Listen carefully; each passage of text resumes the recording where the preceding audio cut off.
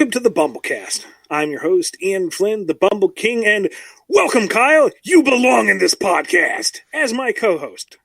Yay! I did it! Not like the monsters who don't belong in this world. I'm here. I am here to belong on this podcast. What a wonderful night for a podcast. Have at you. I'm glad I belong somewhere. It's nice to belong. You know, it feels How are good. you, sir? It feels good to belong, Ian. That's how I feel. I'm all right. How are you doing? I am tired. Tired? Wow. There's a lot of IDW Sonic stuff going on behind the scenes that's cool, but I can't talk about it. So let's just say I've been working a whole lot. Yes. Well, work is good when you were working and making the money so you can continue to live and eat food and continue to make comic books. Yes. Yes, indeed. Because I like comic books. Even though I have a whole pile of them that I really should read, and I'm just sitting there looking at them. You know that feeling you get when you look at your Steam library and you have a billion zillion games in it and you don't know which ones to play? I'm at that point with my comic collection, and it's nowhere near as big as my Steam library. So maybe I should just hunker down and read something one of these days. Yeah. Someday. Block out a day. Burn out your eyeballs. Yeah, block out a day. Yeah, I would love to block out many days. Every day. I know what you mean, but... So... Yeah. It's not the main topic of the show today, this week, but a bit of news that's been flying around. Lots of speculation over who's left to be revealed for Smash Brothers. And you came upon a list that seems like it has some backing to it. Yeah, there seems to be a little bit of legitimacy to this leak. And if you don't want to know anything about Smash, skip ahead about 10 minutes or so. But there's some pretty cool stuff that, if true, might be interesting. So who's on the list? The supposed list. Well, we got Banjo-Kazooie from Banjo-Kazooie, which is probably the most surprising addition. Gino from Mario RPG, the Chorus Kids from Rhythm Heaven, Isaac from Golden Sun, the Mach Rider from Mach Rider, Shadow the Hedgehog is an Echo Fighter, and Ken from Street Fighter also is an Echo Fighter. Some of them I'm cool with, some of them I don't care, and there are some omissions that I'm like, really? Really? This is like our last chance, it feels like, to get these guys in, so why do we have this rather than that? But right. The only ones I'm kind of like raise my eyebrow at is like the Chorus Kids from Rhythm Heaven. Like, it seems like a really random one, but then again, if you had said Game & Watch back in the day or Duck Hunt Dog, you would have said no. They would have never do that. So I was like excited about those. I loved those choices. I thought they were great, perfect choices given Nintendo acknowledging its history. Mm-hmm. I feel the same about Mach Rider too, even though that is definitely that's the oddball off the wall choice like Duck Hunt was. Mm-hmm. But that one makes sense because it's more of a legacy title. Sure, then that's the point. That's definitely a very important early Nintendo title that people now would be like, Mach Rider, who cares about Mach Rider? But back then, Mach Rider was a fairly big deal. Yeah. Especially in Japan. So, I understand understand that. Of Of course, Mario Kart, so I imagine that holds some precedence. Yeah, and there's been a Mach Rider song remix in every version since Melee, so Mach Rider's been represented on the soundtrack for years. The other ones are fine. Ken is a little I'm not super bowled over by his inclusion. What bugs me most is the lack of Dixie on the list. From Donkey Kong Country? Yeah. I mean, I'm hyped to see K. Rool. I'm glad DK as a franchise is getting a little more representation, but I feel like Dixie is as iconic as K. Rool to the group, you know? Yeah, I would agree. She would be a good addition.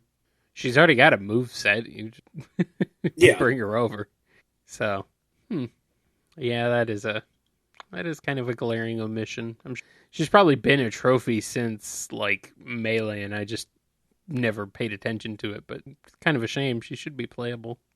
I know that DK is not like the big Nintendo property, but I feel like if you had K. Rool and Dixie, that would be enough. That would be a solid representation of the franchise. That's like the core. Right.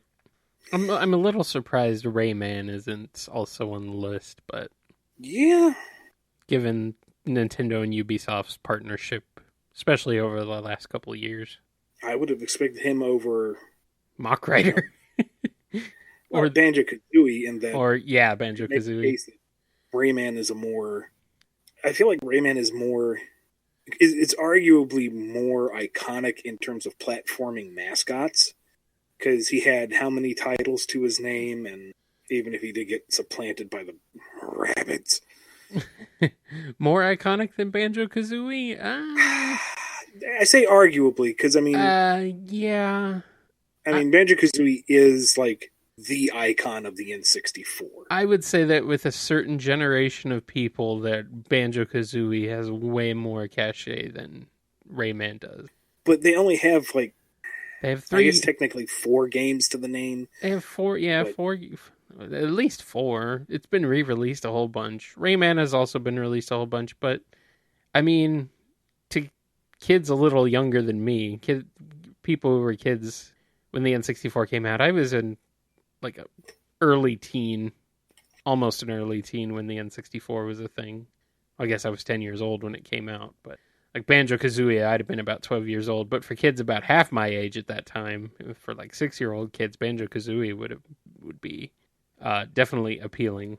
Rayman was originally like a Jaguar game for the Atari Jaguar. It came to the PlayStation eventually, but I don't think Rayman quite caught on like Banjo-Kazooie did. I don't think he had the influence on kids like Banjo-Kazooie did. But I think it's mostly devotion to the second game because it was so good. Yeah. But I guess you could also say that Rayman's been a little inconsistent in his presentation across his main titles, whereas Banjo-Kazooie, you know exactly what you're getting. Yeah, I think Banjo-Kazooie might be more popular among Western audiences, while some European audiences probably be more familiar with Rayman. I don't actually know how Banjo-Kazooie fared in Europe, though. Might have fared pretty well. I know it was super popular here, though. So Yep. I wouldn't... Got its own VHS release. Yeah, I know. I would not mind Rayman over here, though, or in Smash. It'd be a good addition, but maybe if there's another one, we'll see. Not worried that he's not in, that kind of thing. Right. There's more to be said, but I don't really want to go too far off this tangent when it's a what if maybe list, Sure. So if this all turns out to be legit in a couple months, then I'll have my salty rant for that. But for now, let's just say maybe. Yeah, it'll be interesting if they do DLC for Smash Ultimate. So I hadn't even thought about that. Yeah, we'll see. I mean, the roster's so giant as it is, I hadn't even thought about adding more after the fact. Oh, sure. Yeah, I just had that thought too. Like, yeah, they did DLC before, and they can do it again. They did it before, and they can do it again, and they can do it again. They did it before. They'll do it again. Are we ready to give away something? We are! We are. If you have not been listening to the show in the past 4 years, every show we have the Bumble Raffle where you can win a prize. If you want to enter, email us at BumbleKast@yahoo.com for each episode that you want to be put into the drawing for.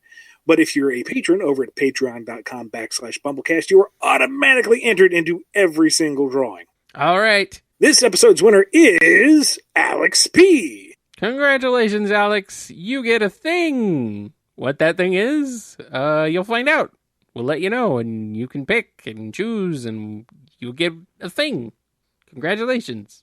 Have fun with your thing. Are we ready to move on, Ian?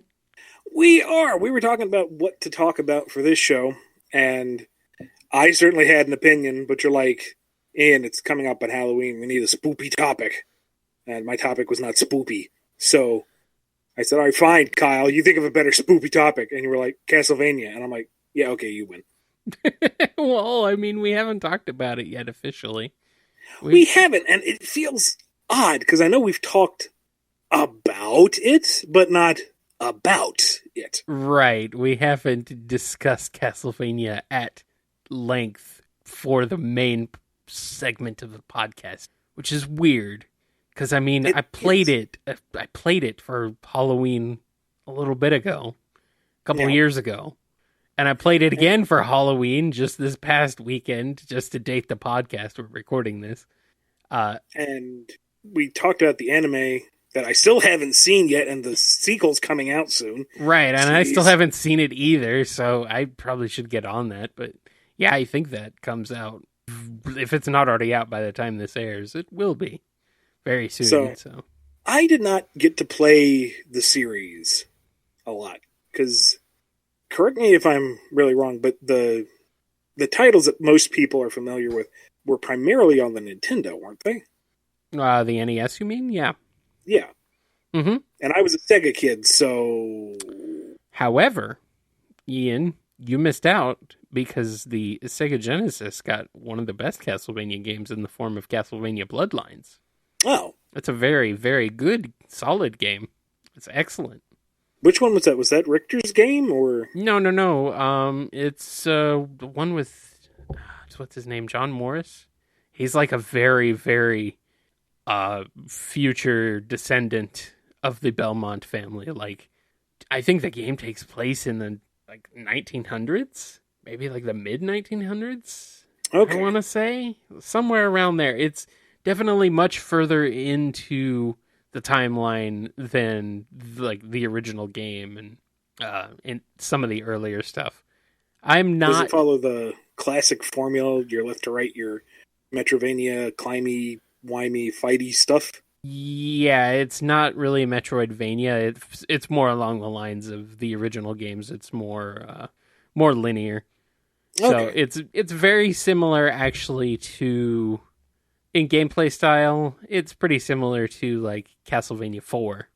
So, and which makes sense. It was about the same-ish time for release, and it was the same 16-bit style. So, basically, you could think of Castlevania Bloodlines as like the Castlevania game for the Genesis, while the Castlevania game for the Super Nintendo was Castlevania 4. Okay. Kind of like you had Ninja Turtles. You had the Ninja Turtles, Turtles in Time on the Super Nintendo, and then you had Ninja Turtles Hyperstone Heist on the Genesis. Same gameplay, but different games overall, like different levels and stuff. So, Bloodlines, though, is a very good game. I would definitely recommend it, and it's one of the more overlooked games in the series for sure. Another overlooked game, I would say, is actually the one I played for the BumbleKast gaming stream, and that's Castlevania for the Sharp X68000 home computer. Oh. Yes. That's a thing. The Sharp X68000, yes, made by Sharp, released in Japan exclusively, never came out here. It's another remake of the first game. So you have Castlevania, you have Akumajo Dracula for the MSX, which is like basically it's a version of the original Castlevania for the Microsoft MSX home computer exclusive to Japan. Konami likes home computers for some reason. Yeah, apparently. And then we had Super Castlevania 4, which was also a remake of the original Castlevania. And then we have Castlevania for the X68000, which was released in the US eventually for the PS1 as Castlevania Chronicles. But to be honest, the definitive version, the definitive soundtrack for sure is on the X68000. Essentially, it is more of the same in a sense. It's a really good game, though. I don't know whether it's better than Super Castlevania 4 or not. It's hard to... I don't know. They're both really good. That's the problem. They're both a ton of fun, and they're both really good games. And they're both ridiculously hard. And they both push their respective systems pretty hard, which with all the scaling and Mode 7 stuff in Super Castlevania 4, and X68000 just has, it's very colorful. There's lots of detail. It also has some scaling features, and they really pushed the sound chip for the X68000. It's very much like an enhanced Sega Genesis. Okay. So it's very, it's got a very grungy sound to it, especially in the bass. And the music is very funky. There's some remakes of music from the original game that just sound freaking great. Like, they're just so, the bass is just so dirty. And it's got that swing. They did a remix of Wicked Child, which is a classic Castlevania theme. That is like, for some reason, it's like super funky. It's got like a weird slap bass, and it has a syncopated swing rhythm compared to the original, which is just a very straightforward beat to it. This is more definitely swinging. So, and it works. I'm trying to imagine any Castlevania track with a slap bass to it. And it works really well. That's the thing about Castlevania, man. Like, there was, I think it was Valerie was in the chat during the game and was surprised to hear that the music was just so funky and so different from what they expected, because I don't think they had played a Castlevania game before. Mm-hmm. So I guess you get these preconceived notions sometimes. You look at a Castlevania and you think, okay, I get it. It's this gothic, horror-inspired game. You know, you kind of get this idea of what the music is like. And then you actually play the game and you get a very different idea of what the music is like. It's kind of like your gothic-style horror game, but if you ran it through a 90s action movie filter. Exactly. And that's why I love it. Pumping soundtrack, you've got your beefy protagonist just ripping his way through everything. And that's why I like Castlevania compared to other horror franchises and horror things that I'm not necessarily a huge fan of. Maybe that's why some of the future spin-offs that came from it didn't quite feel right, because they were trying to go for that gothic feel while they're missing the point. Right. There's a level of fun and just silliness that Castlevania, early Castlevania especially, kind of embodies that we don't get much anymore. I'd say it's actually very 80s, and I think 80s action movie especially, that sort of filter definitely informed the game a lot. Along with, of course, classic horror movies and gothic architecture, which I like. And I'm down for Castlevania, man. It's fun. Have you played a lot of the series? That's the thing. I'm a very casual fan of Castlevania. I'm a fan of it, but I do not play every game hardcore because partially because they're so freaking hard. Partially because I just don't have the patience. But, you know, what drew me into the games was the soundtrack. I was not familiar with the games at all until I was introduced to video game music remixes. And then I heard some Castlevania remixes, and I'm like, holy crap, this stuff is amazing. These remixes are amazing. I've got to hear the original. So I listened to the original. I'm like, holy crap, these originals are amazing. I should play these games. So I played the games, and I'm like, holy crap, these games are hard, but they're amazing. So that was sort of my path through it. It was like, I did not become a fan of the series until quite a bit later. I was not introduced to it as a very young kid. I was, let's see. Yeah, I would have been in high school. So I didn't grow up playing them per se. It was a later thing for me, as a later childhood thing, I guess. Okay.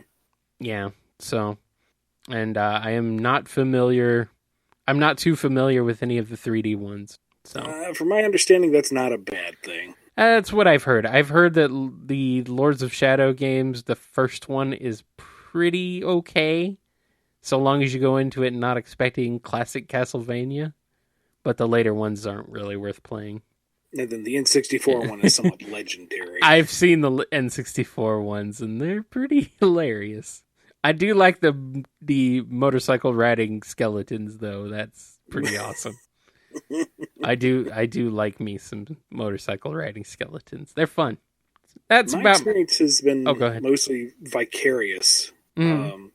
Primarily, I went through Let's Plays of Alucard's game, which was Symphony of the Night. Symphony of the Night? Yes. And I believe is it Soma or Sora? Soma's game? Soma. Yes, it's Soma, not Sora.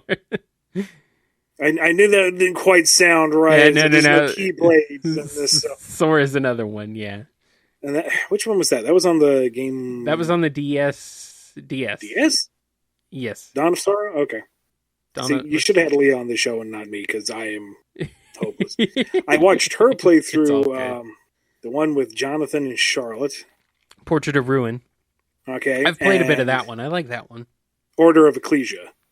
Yeah, that one I still need to play. That's the one I hear about that everyone's like, you need to play this one. And I'm like, I want to. I need to get it and play it, but it's been... I do feel put out that I missed out on I believe it was on the Xbox 360, a multiplayer version where it gave you a randomly generated castle, I think. Mm-hmm. Yeah, Castlevania HD. Okay. And you played as each of the protagonists, and they had their own individual perks, and it was more or less get through as much of the castle as possible during a time limit, and that looked fun. Yeah, I played a demo of that, and that's the only chance I got to experience of it, but it definitely was fun. So I don't know. I don't know if that's available still or not, but it might be online for it might be dead. So probably, yeah, which would be a shame. But either way, I think they actually made HD stand for something, but I can't remember what it stands for. Howling Dementia. I keep wanting to say Heart of Darkness, but I don't think that's right. I think that's just a song title from a Castlevania game. Hectate's Discourse. Yeah, something like that. They like to do puns. Hellhound Doggy Bowl. There we go. They like to do puns like that. If you've noticed, they have Castlevania Dawn of Sorrow, Castlevania DS. Oh. Oh. And whatever Castlevania HD stands for, yeah. Unfortunately, they didn't do something for the Game Boy Advance. They only had Circle of the Moon, which was my first Game Boy Advance game that I owned, and I played the heck out of it. What's that? Which one was Circle of the Moon? Circle of the Moon was the first Game Boy Advance game. It's like the first game following up Symphony of the Night and keeps that style. I don't remember much about it story-wise. That's where I was going for. It's like, who was the Belmont or hero of that one? Okay, Harmony of Despair is Castlevania HD for the one you're talking there about. We go. And Circle of the Moon is, I want to say it's not a Belmont, but it's a Belmont descendant. It's another far-flung future. Okay. Well, in relative terms, far-flung future. Because I know there's a fairly solid chronology to the series, one that doesn't take too much effort to follow. I know that there's always those little side things and retcons and whatnot, some incongruities, but from what I remember of dabbling in it, it seemed like it actually had a pretty stable timeline. For Castlevania, you mean having a stable timeline? Yeah. The games are released out of order, but it does have a fairly consistent timeline. Like, they've gone back and kind of retconned some things out. Like Castlevania Legends for the Game Boy, which really annoys me because Sonia Belmont is freaking awesome. I don't know why they would do that. Jerks. She's canonically, performer canonically, she would have been the first Belmont. Let's see. I'm looking up Circle of the Moon, and the protagonist is Nathan Graves.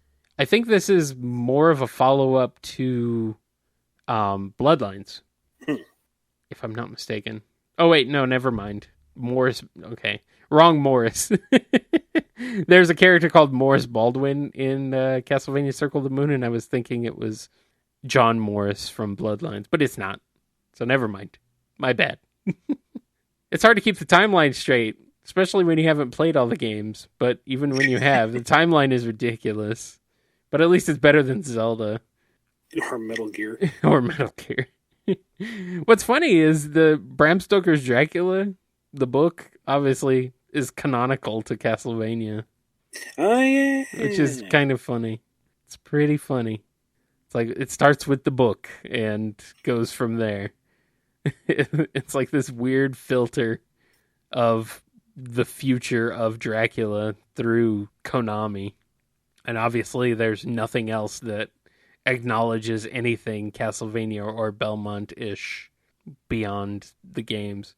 Which is kind of a shame, but, you know, I guess you had Van Helsing later, who's basically the inspiration for Simon Belmont. So I was going to say, I don't, not that I'm overly familiar with the franchise, but I can't say I remember Van Helsing showing up in Castlevania. I don't believe so, as far as I'm aware. Really weird given the origin and so many movie monsters.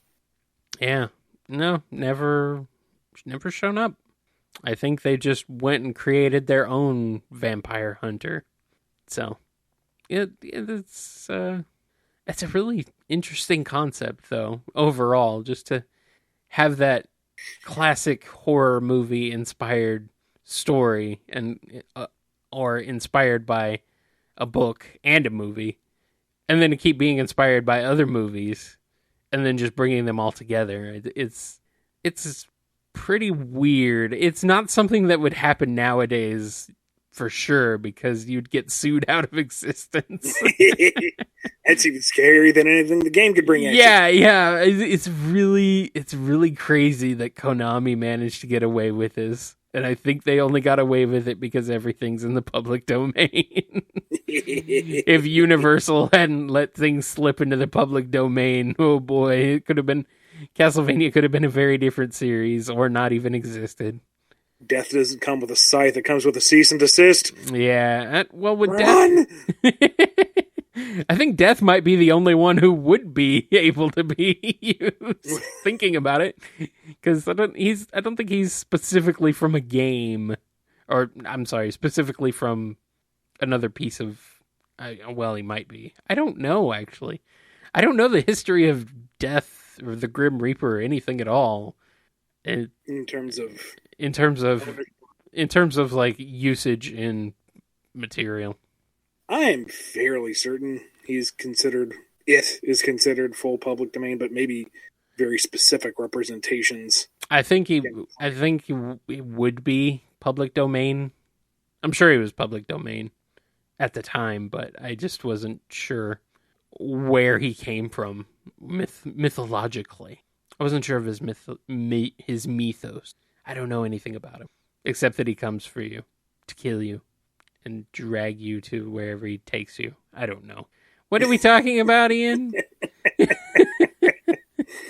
We were talking about Castlevania, but if you are about wrapped up with it, we could move on to some Q&A. I think we could move on to Q&A. I feel bad because I feel like I'm like not as well versed in Castlevania as I should be.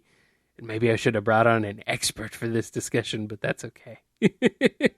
We can always return to the topic. I do love Castlevania, and I definitely will be like playing more of it. And I like to play it, you know? I want to do more with the series.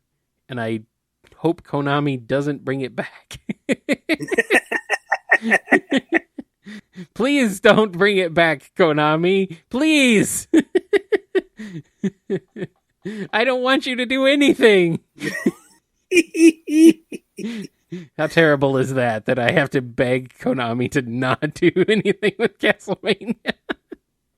As a fan of Castlevania, sell it off to Nintendo. As a fan of Castlevania, I have to beg Konami not to do anything with it. Don't do it.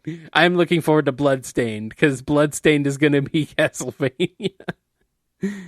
Bloodstained is going to be the Castlevania that Konami is never going to make ever again. They've already proved themselves pretty well with that NES style game that they released. What was it, last year? I want to say. I think so. Yeah, the Bloodstained. Was it earlier this year? Something like that. It was fairly recent. That was a great game, though. Really good. Really fun. Definitely a return to the classic style Castlevania that is just amazing. And the soundtrack, of course, is just perfect. They do such a good job. So I'm looking forward to that one. I think Bloodstained can carry the torch for Castlevania. You don't need to bring it back, Konami. It's okay. You can keep making your pachinko machines. It's fine. It's fine. You can get rich from gambling. Ukulele and Mighty Number 9. It'd be nice for them to succeed for once. Yeah.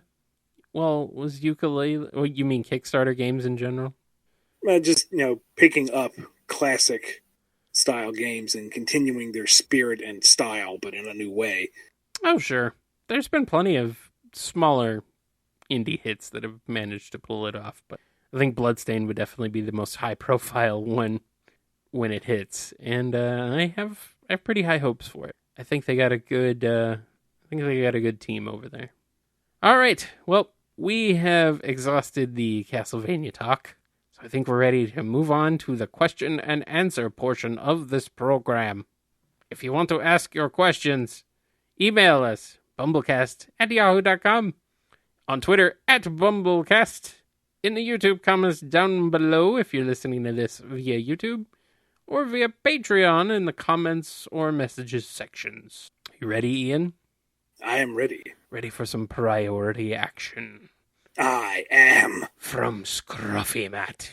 Oh, the longest enduring, most askingest man in the world. Scruffy. Hey, he buys his priority slot and he uses it. That's right. In the words of the great philosopher Crowley, hello, boys. He's back! It's been a few months, and you've had plenty of time to play it into the ground, so I'd like your opinions. Who are each your favorite characters to play as in Sonic Mania Plus, and which you prefer, Mania Mode or Encore Mode? I'm definitely saying Encore Mode. I really like that kind of almost seamless continuation where you don't have lives, you have characters, which makes getting into the bonus stages more of a priority. And it's just neat. I like it. I like it a lot. It gives you a nice slice of the characters, being able to play as each one without you don't have to be stuck with one of them for the entire game. You can play with each one for a while, and it breaks things up a bit. Now, when it comes to exploring the levels, easily Tails or Knuckles, just because of their ease and mobility. Right. But for just running straight through, I'm going to have to give it to my boy Mighty. Yeah. That bounce off the spikes and not take damage thing is glorious. Ah, yes. You truly are a man after my own heart.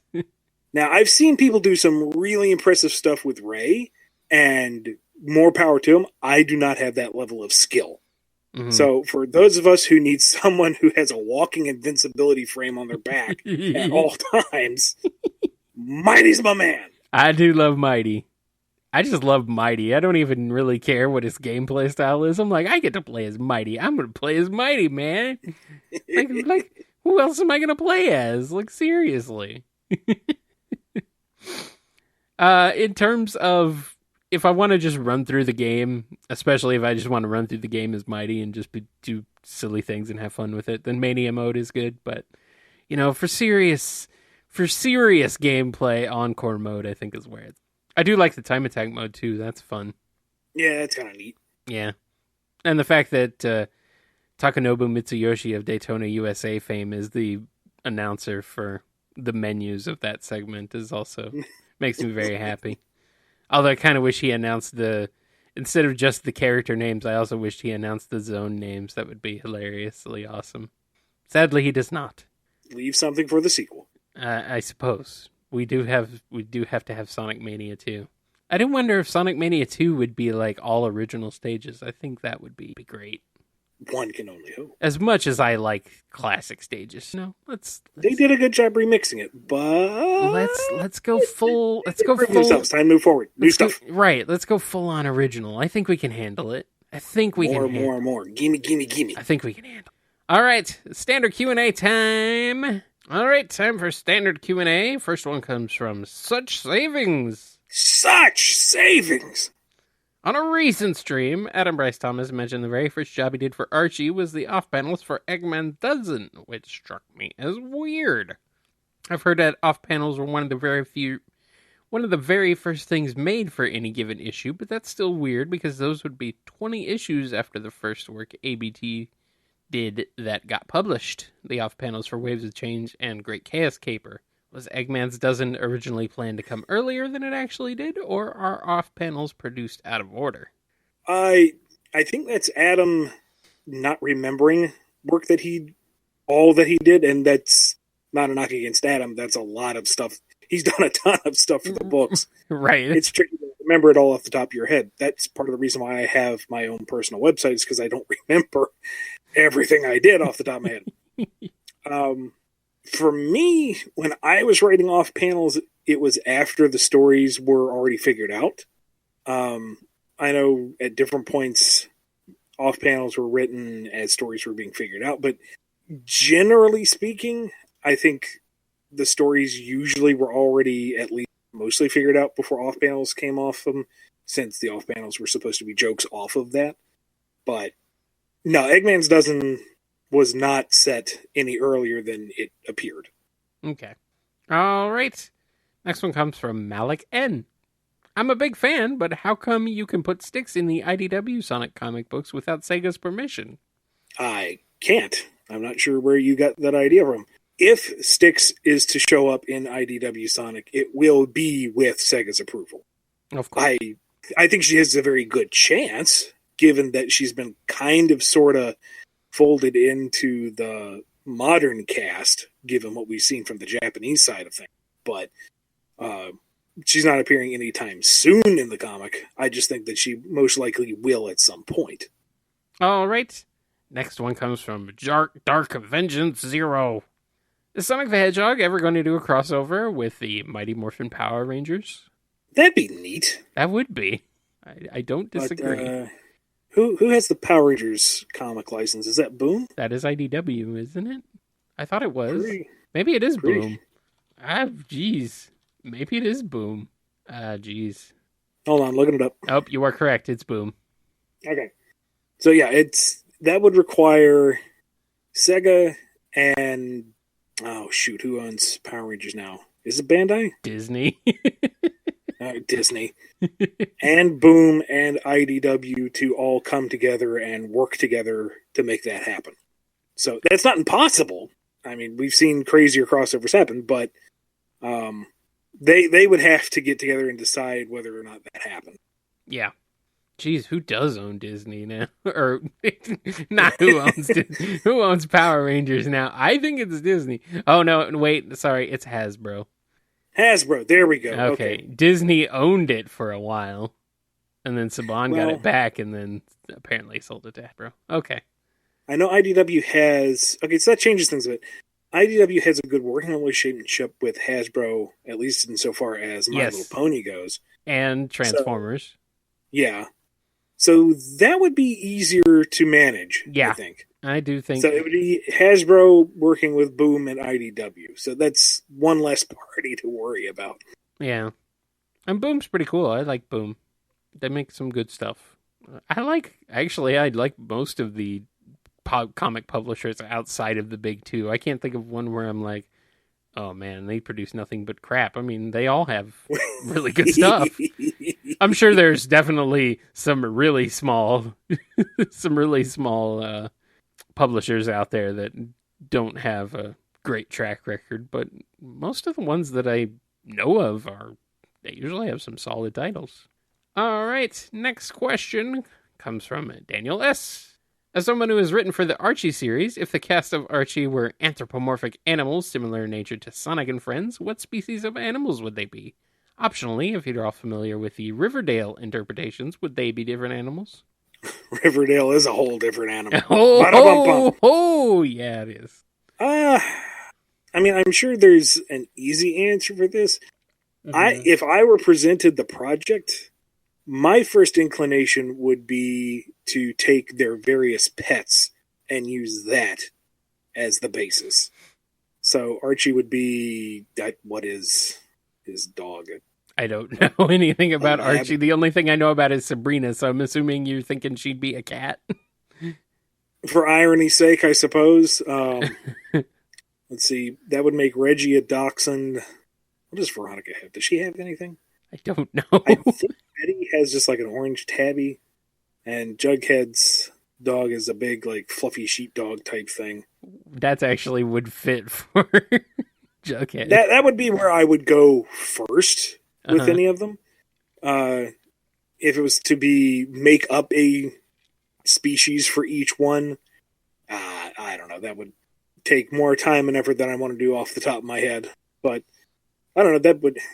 Archie, I think, would remain a dog, that kind of happy, lovable, loyal doofus. Yeah. That doesn't really go too far, of course. And not that I've watched Riverdale, but I think it would be more along the lines of creepy carrion-eating nightmare fuel critters, because stuff I've heard about that show, man, just... Are you sure you're not thinking of Afterlife with Archie?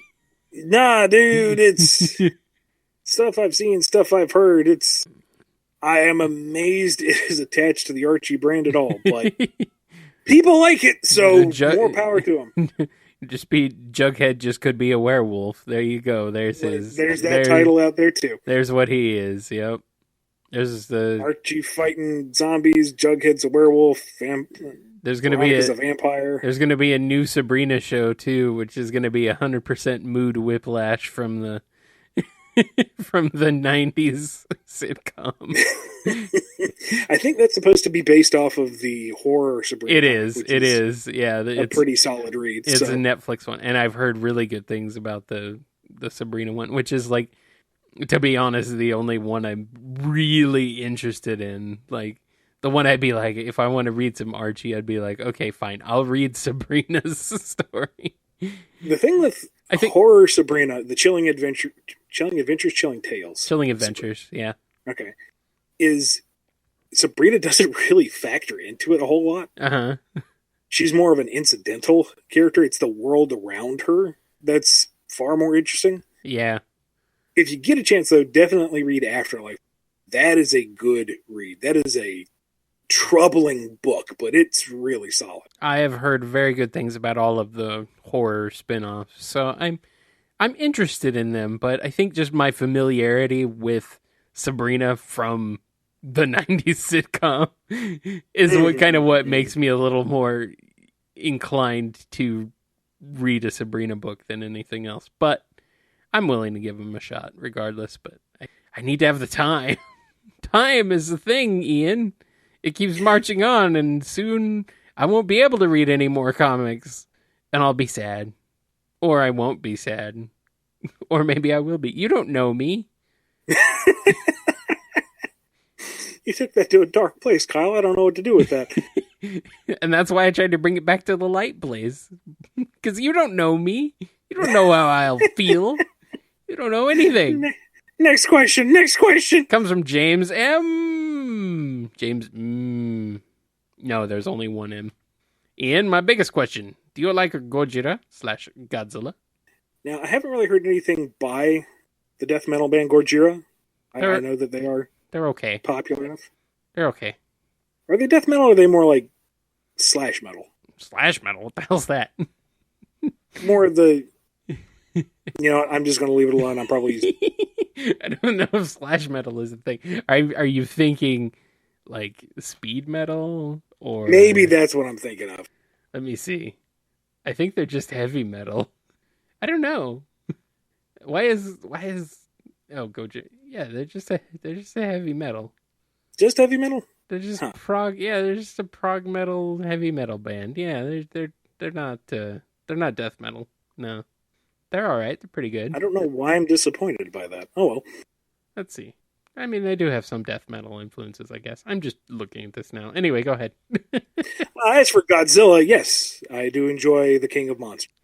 I do. I'm really looking forward to the next movie. I do also enjoy the Blue Oyster Cult hit song, Godzilla. Oh no, there goes Tokyo. Go, go, Godzilla.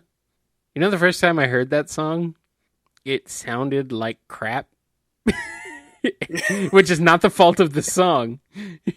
This was back in the 90s, and when to get audio compressed to a point where it could be downloaded over the internet, it had to be very small. It had to be very small and compressed. And this was the full song in waveform, but it was at like 24 kilobit per second, so it sounded like it was coming through a telephone. Yeah. I'm like, yeah, this song is cool, but it sounds like crap because it's so freaking compressed. So that was the first time I heard that song, and I'm like, I want to hear the real version of this song, maybe? I don't know, but I like it. So it was included in a mod for a track for the game Monster Truck Madness.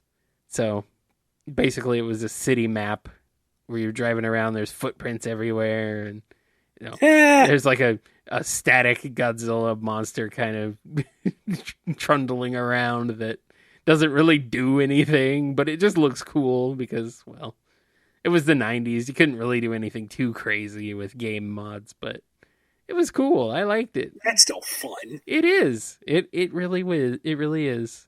And it really was. So, but yeah, I like Godzilla too. Godzilla's great. Did you see Shin Godzilla yet? It's freaking awesome. Not yet. It's freaking great, man. It's some pretty heavy stuff if you like have even an inkling of knowledge about the all the issues that came up with the tsunami and stuff. Yeah. I know a few years ago. It's heavily inspired by that. I know that it is kind of going back to Godzilla's roots as an allegorical tale. Yeah. And that's one of the reasons I really want to see it. It's just you haven't gotten around to it. It's just a force of nature.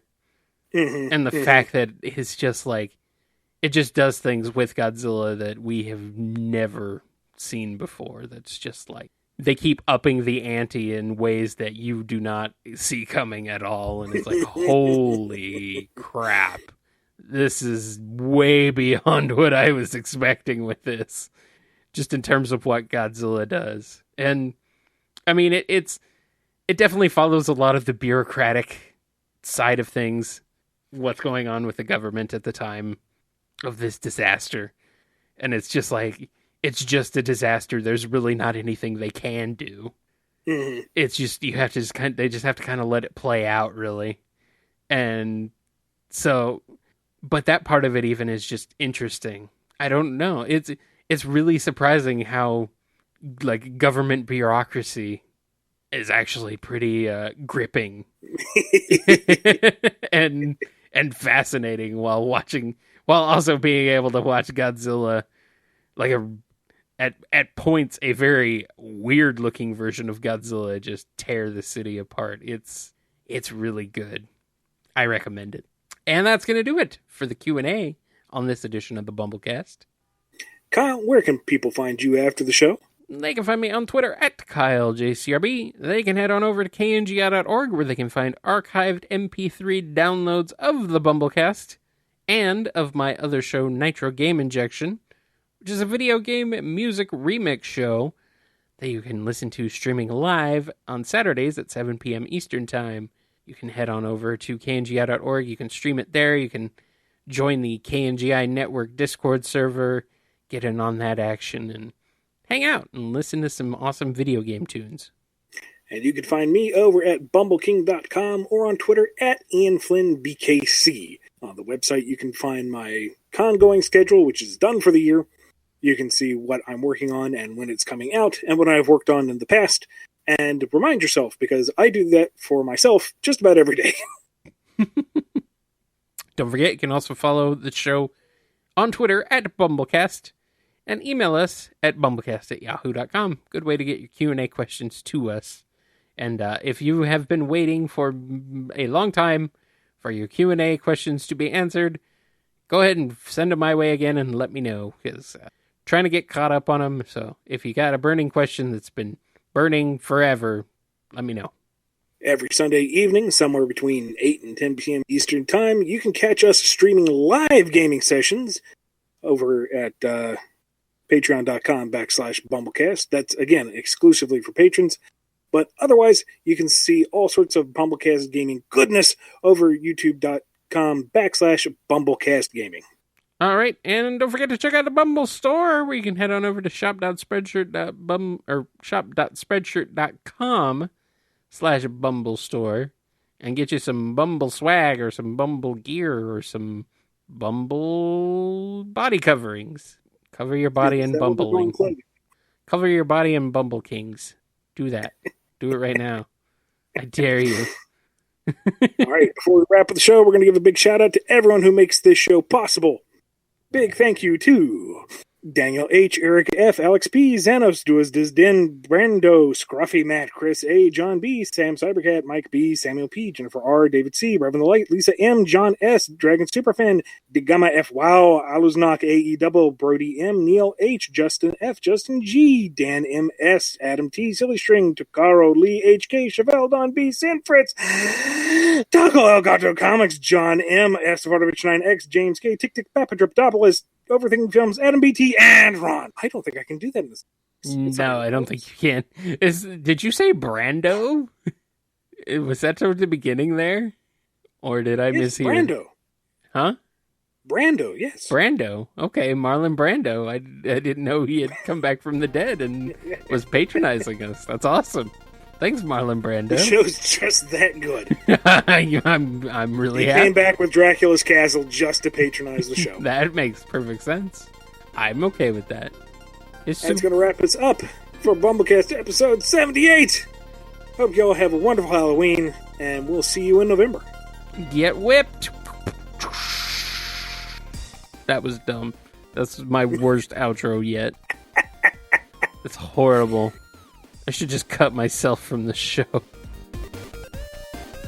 Tell us who this week's winner is, Ian. This week's winner is... Something to be patched in later because I forgot to... Nobody! You all lose! Congratulations! No! Stop the recording! You have all lost! Nobody wins this week! Woo-hoo! You lose! Good day, sir!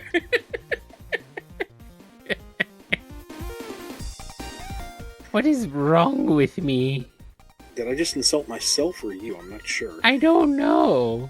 I think everything is wrong with me. Now I'm talking like a Mario. Mario put the wrong kind of shrooms on his pizza. Mario's having a good time. Hee hee, touch fuzzy.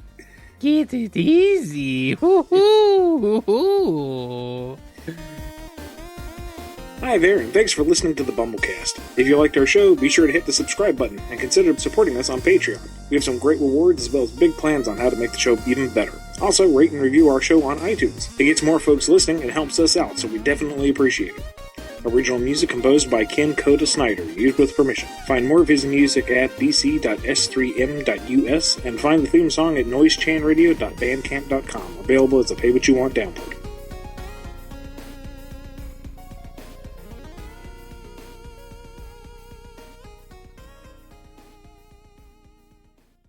Lee is listening. She's listening always. Lee is always listening. Never doubt that Lee is always listening. She knows what happens on this show. She's always off to the side. She may not contribute, but she knows. Oh, she knows.